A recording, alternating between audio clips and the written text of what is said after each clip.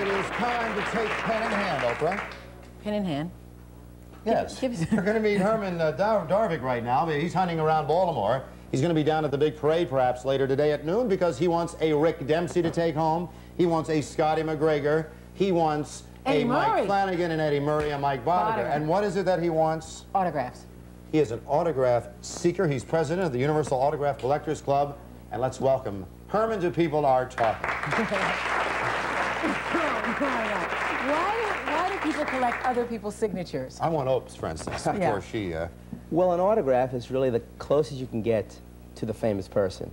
You can see a photograph of theirs, or read a book they wrote, or watch them on television. But if you have an autograph, you have their signature.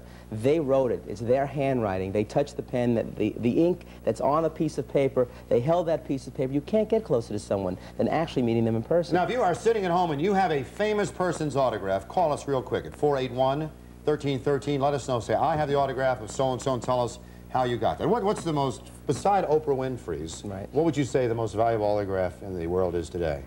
Of a living person or of anyone? Well, living. Of a living person. Still able to sign. Well, I don't know if he's still able to sign, but the Ayatollah Khomeini set a record last year. A signature of the Ayatollah sold for $800. Just a simple signature. Who bought it? A collector who collects world leaders' autographs who just couldn't get it through the mail. And this was originally gotten by a very enterprising collector who, as soon as Khomeini took over power in Iran, he wrote to the Iranian embassy in Washington and told them of his collection, and they forwarded the request to Khomeini. Luckily, he got the autograph a month before the hostages were taken, because since then, it's just impossible. It's impossible to get his autograph. Yes. But has his autograph gone up in value? It's gone up in value simply because there aren't any more in the market anymore. Well, who wants it? Well, you'd want it... Well, whether or not you admire the man, he is part of history. He's part of American history. It possibly could have affected the 1980 election, where people might not have voted for Carter because of the hostages. So he did affect American history. Caller, whose autograph do you have? Yes, I have Eddie Cantor's. And it was in a letter to Mrs. Rosenblum, the old owner of the Colts. Sure. Well, that's very nice. Eddie Cantor was a great entertainer. Right. Well, it is a collectible. The letter is probably worth anywhere from $30 to $40. It's worth more if it's handwritten. If it's typewritten, it also has some value. I have a Chet Atkins letter. How's that? Depends what he says. You got change for a quarter? Okay, wait a minute. No, he said to me that friends who we always remember, this is when I moved from Nashville, that a good friend is like an old guitar. Old guitar. That's very good. Chet said that. Yeah. Chet said that. And it's like a whole page. It was something else, too. I can't remember, but that was the heart of it. Well, that would be worth a little less than Eddie Cantor's, but still about $20 to $30 to a collector who wanted it. What is the key to getting the autograph? What do you need to be prepared with so they're not fumbling around for pen or paper when you approach a person? Well, one thing, if you're approaching someone like a president or a vice president or someone who has Secret Service protection, have that pen in hand. One of my friends... Oh, so you don't have to say, oh, Mr. Reagan, right? Exactly. You will never get that hand out of the pocket. Absolutely. You want to walk up and say, oh, Mr. President. Exactly. And That's you still might not get it, but Reagan has signed more autographs than almost any other president because he knows what the fans are. He began signing in 1937. You have to remember, Jimmy Carter was only 13 years old in 1937. John Kennedy was only 20 years old. So he's been signing autographs for the last 45 years. Let's hear your story. Well, I was in the hotel of the Hershey, Philadelphia the other day. Joe DiMaggio was walking along, and this little kid went up with a baseball and said, Mr. DiMaggio, please. He says, go, I don't want to sign your autograph. And his father, he got in the elevator. I was in the elevator. Joe DiMaggio said that? So help me. And his father, screaming from behind the lobby, said, sign the kid's ball, Joe. DiMaggio walked out of the elevator again, gave the guy a dirty look, and got on the elevator. I was next to him. I was dying to say, Mr. DiMaggio, can I have your autograph, please? Well, you know, I met Joe DiMaggio. And his right shoe was not tied, ladies and gentlemen. Great story. So take that, Mr. Coffee. I met DiMaggio also. It was at Yankee Stadium during an old-timers game. And he wouldn't sign any autographs, and kids were asking him. And then he went to and I was next to him in the elevator also. And I really didn't want to say, I didn't want to get his autograph because he was kind of angry. But as he walked out, I did yell something to him. I said, if it weren't for the Mr. Coffee commercials, the kid wouldn't have recognized you anyway.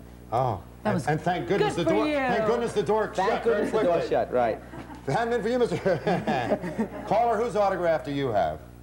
Hello, I have one from J. Edgar Hoover when I was seeking out my father, and it was a handwritten signature. giving me the details of, you know, when they last heard of my father's whereabouts. Your father was missing at the time, or? We had lost contact over the years, and I had called the FBI because I wanted to see if I could find him in any way, shape, or form, or if he was listed for anything, you know. Well, you have the autograph. Did that story come out all right? Yes, it brought me to my father. Unfortunately, his demise was a short time later. I'm sorry. But in any event, I also had written to President Nixon when my mother-in-law had switched from being a total Democrat to Republican. And I had written and told them this, and I had gotten a reply from him, but I don't know whether it was a rubber stamp. Well, save it. How do you tell if it's a fake or a real on a letter like that? Well, there's a machine called the auto pen machine, which uses a real pen. It fits into a clamp, a button is pressed, and the pen actually writes across the paper. And the only way you can tell that it's not authentic is by having two of them, and then they superimpose. It is impossible for anyone to sign their name twice in the exact same way. When the 3 astronauts who went to the moon were in Baltimore, I worked at WCBM Radio at that time. Okay. They came to a big parade at City Hall. Stories, yeah. I have their 3 autographs on one piece of paper. What do you think it's worth, Herman? This is Apollo 11? Yes. Moon, yeah. The first Moonwalkers, one sheet of paper. Probably from $75 to $100, depending on how it looks. It looks great, and I'll sell it to you. Does it depend on the sheet of paper? Hi, caller, wait, you're on the air. Hello. Caller? Line 3, you're up. Are you on the air? No. Line 5, Bruce? All right, caller, you're on People Are Talking. Yes, I have 2 autographs, one from Muhammad Ali and one from Nancy Wilson. Oh, good. Oh.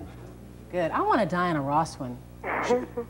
Jamie, roll some tape. Let's look at some autograph pictures that you brought with us and let us know why these people are valuable. Oh, Right. There's Rocky, Sylvester. And Okay, that's a still from the first Rocky movie. This is more valuable than if it were a still from Rocky II or Rocky III. Why? Well, this was the first one. This was the movie that he spent all his money making. Hey, people didn't pay him to make this movie. That's right. He made it himself, and it turned out to be a blockbuster. Ah, yeah. And this was signed by Sylvester Stallone, who signed his name Sly Stallone because it's quicker, I guess, and by Talia Shire. And that's valuable How'd you because get that? it's... Well, I got that at 2 separate times. In fact, I just got it recently. I had the photograph, and when Sylvester Stallone was doing the new movie with John Travolta, they were filming in Brooklyn. And I just found out where they were and had the photo ready, and he signed it as he walked out. in the lobby of this hotel where the Orioles were staying, oh, there's Mission Impossible. No, that's Stephanie and Robert. Oh, Right. great. That was interesting because it's inscribed to Steve, and I'm not Steve. But Steve was sitting next to me, was standing next to me at the time. I got that in Hollywood as they were leaving a studio. I saw kids coming up to every Oriole. Some little kid came up to Rick Dempsey with 25 Rick Dempsey baseball cards, and Rick stood there, signed every one of them. Palmer, not one Oriole refused to sign anybody's autograph. I mean, they're a terrific bunch of people. Yeah. You know, it's the big stars that are the creeps, right? Some Well, of the them. Orioles, Well- how much bigger do you get than the World Series, you know? Well, that's true, except the Ayatollah. Thank you. We want to thank you for coming up on People Are Talking today, and I think Oprah and I would like you to have something. Okay. Just a moment. Do you sign differently when you're doing autographs? My O's get bigger. See, my O's are much bigger. See, it's much bigger. See that O there? Now, on the street of Baltimore right now today, this autograph would probably bring you 20 to 30 cents. Thank you very much. Maybe 13 cents. Thank you. 13 How cents about bigger. the no? It's a pleasure meeting you. And Thank you very much, Herman. Thank you. We'll be back in just a moment on People Are Talking. Stay with us.